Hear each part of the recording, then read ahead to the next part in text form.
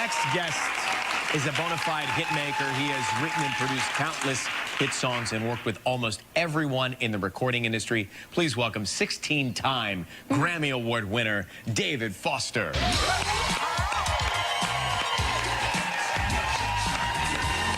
Hey, brother. Hey, pal. I think I should go. Go to your office. Go to my I gotta office. tell you, there's something sexy and seductive about leaning on a piano. Yeah, You know, Yeah. that's right. Let's go over there. do the George. little lean, huh? Yeah. I love Just that. give you a little walking music.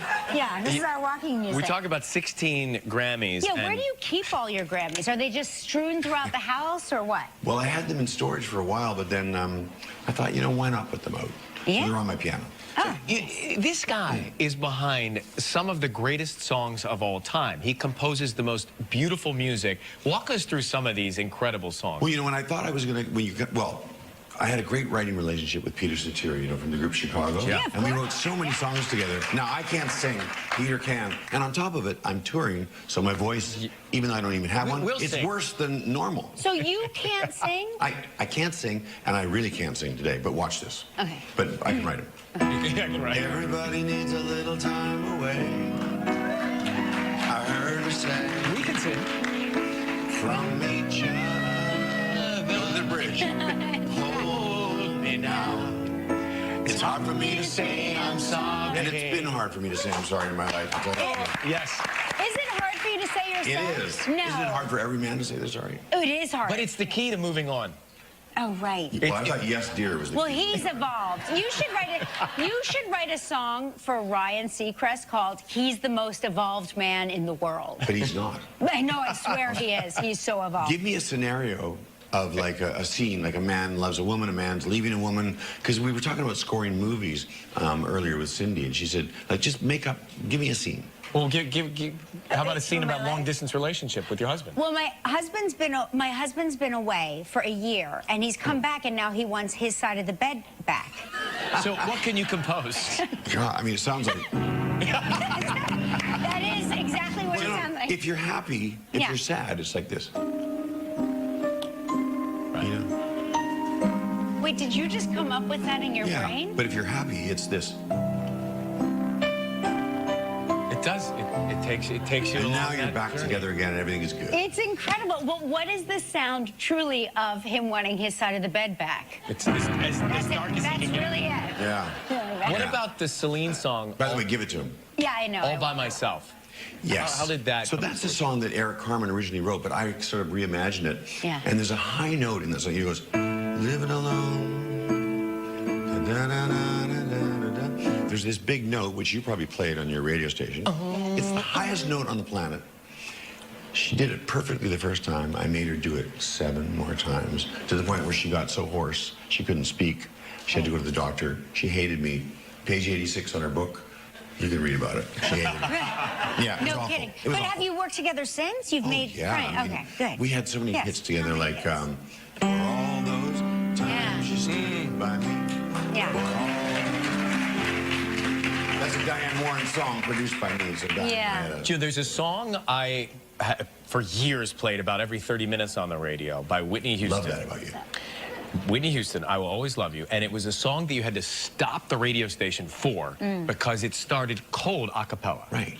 Was it always meant to start cold a cappella like you know, that? the thing is, Kevin Costner said, I wanted to start it with no music. And I said, that's the worst idea I've ever heard in my life. Kevin Costner said. Because it was Yeah. for Bodyguard. Right. Yeah, The Bodyguard, right? Which, Right. yeah, and then when I saw her do it live in front of the camera, because they filmed it live as she was recording, and she goes, if I, and I was like, that Max L. Edwards, like, I can't imagine it any other way, Wow. other than with no music, and that's exactly what. And didn't you compose it so that there'd be a moment where the audience would just stand up? Yeah, I call it the boom and I moment, you know, boom and I. Yeah, that's it. Yeah. I want to do things in the studio where people. Let's try it one more time. Yeah. Boom and I. Crazy, right? It's so funny because it's one of those songs you hear in the car, and I'm sure everybody, they're either going to lie or they're going to tell the truth. I'm like, oh my God, it sounds exactly like Whitney Houston. Can you actually sing at all? No, I can't. Yes, she's a Try, An try angel. singing it. And I No, I mean, I'm the worst. will